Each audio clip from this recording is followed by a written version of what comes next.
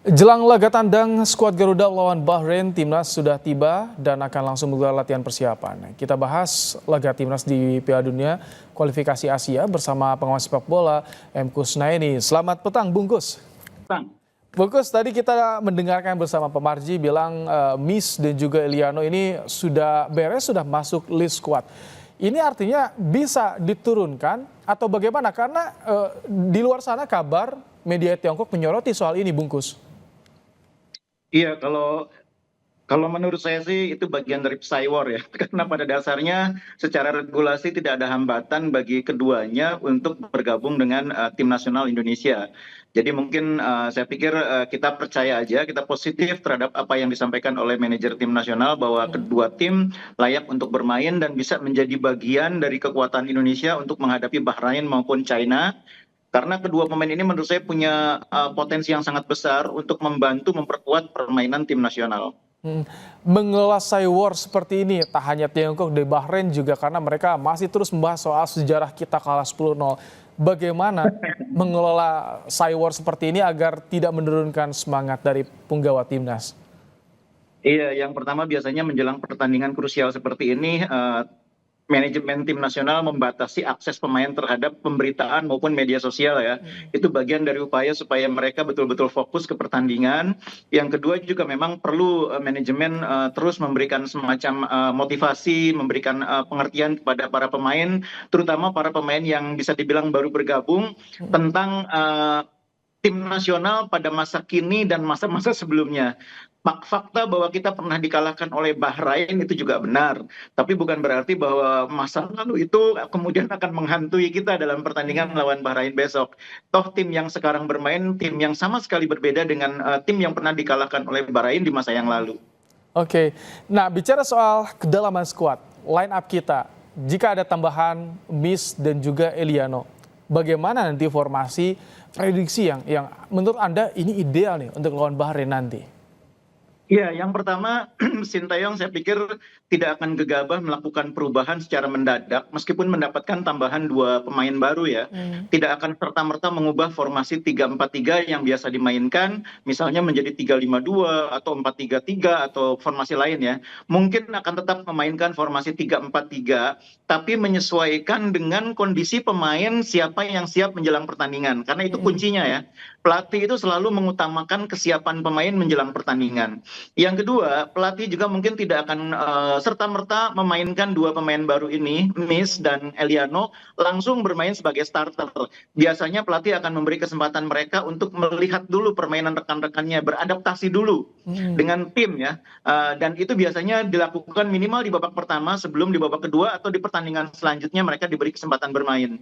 Tapi bisa jadi ketika situasi membutuhkan, mungkin ada salah satu pemain atau dua-duanya segera dimainkan sebagai starter.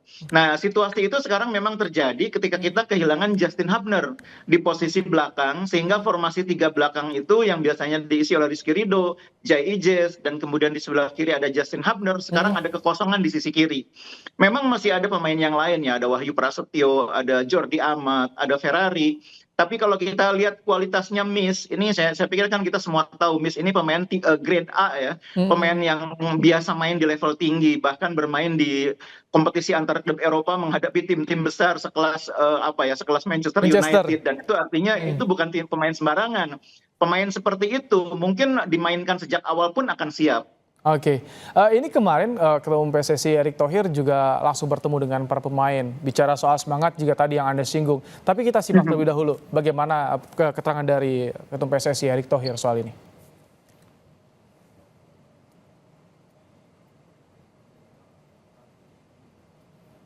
Oh, ini dia tampak Erick Thohir berbincang dengan pemain memompa semangat, sempat disinggung juga soal bagaimana kondisi timnas saat ini dan timnas zaman dulu, bicara juga pasca pensiun itu yang disampaikan Erick Thohir ketika kemarin bertemu dengan penggawa timnas. Artinya dengan skuad yang berbeda untuk era saat ini, Bungkus, melihat bahkan tadi Anda singgung soal grade A, ini kualitas line up pengganti juga sama rata, Bungkus. Iya. Iya, pemain-pemain pelapis kita juga menurut saya sangat berkualitas ya. Misalnya di posisi bek kiri, seandainya Calvin Verdong tidak bisa bermain, kita kan masih punya pemain yang kelasnya tidak kalah jauh. Ada Sen Patinama, ada Nathan Chuaon. Itu pemain-pemain yang juga kualitasnya tidak kalah bagus. Bahkan ada Pratama Arhan yang main di Liga Korea ya. Jadi menurut saya memang kualitas tim yang sekarang ini kedalamannya cukup baik. Memang masih ada posisi yang belum sepenuhnya teratasi, posisi nomor 9 atau striker ya. Tapi dengan materi yang ada sekarang pun menurut saya kualitas tim sudah cukup baik yang seharusnya membuat kita sekarang ketika menghadapi tim-tim yang biasa main di level Asia seperti Bahrain, seperti China, tidak lagi inferior gitu ya. Tapi menatap pertandingan dengan percaya diri. Itu yang saya pikir harus mulai disuntikan oleh manajemen termasuk oleh ketua umum. Pemain harus yakin bahwa mereka sekarang layak bermain di level Asia, mampu mengalahkan tim yang biasa bermain di Asia, meskipun tetap harus menyadari bahwa untuk level Asia kita belum bisa dibilang sebagai tim elit seperti halnya Jepang atau Korea Selatan. Tapi menghadapi tim lain kita mampu.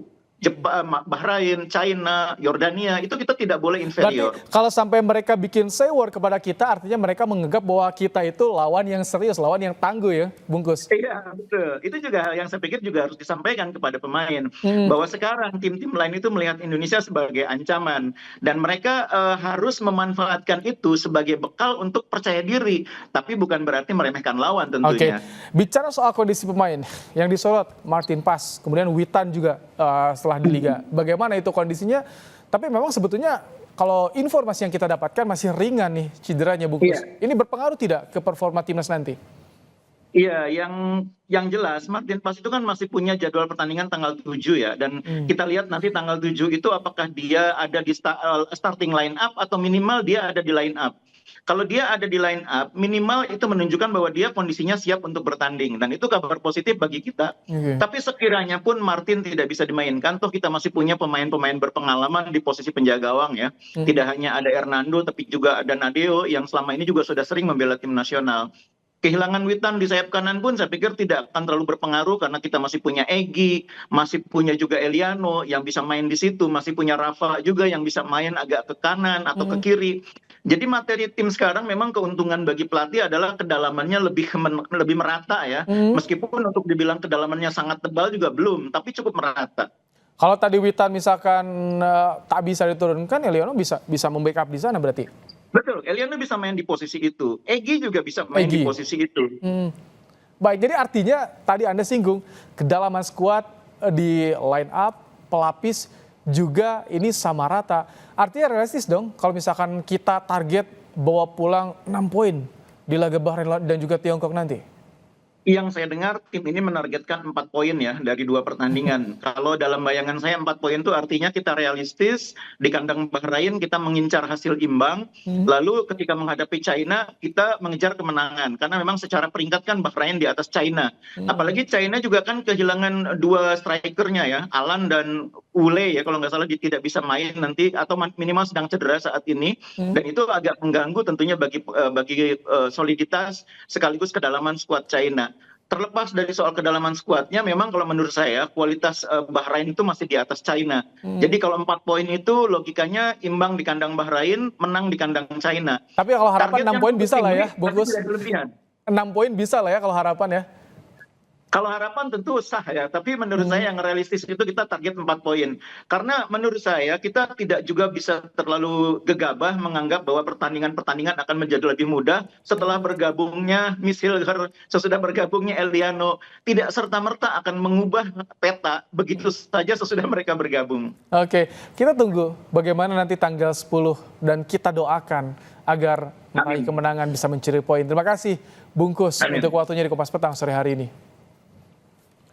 Usai jeda saudara, Presiden Joko Widodo menegaskan kepres mengenai pemindahan ibu kota ke ibu kota Nusantara IKN Kalimantan Timur akan ditandatangani oleh Presiden terpilih Prabowo Subianto.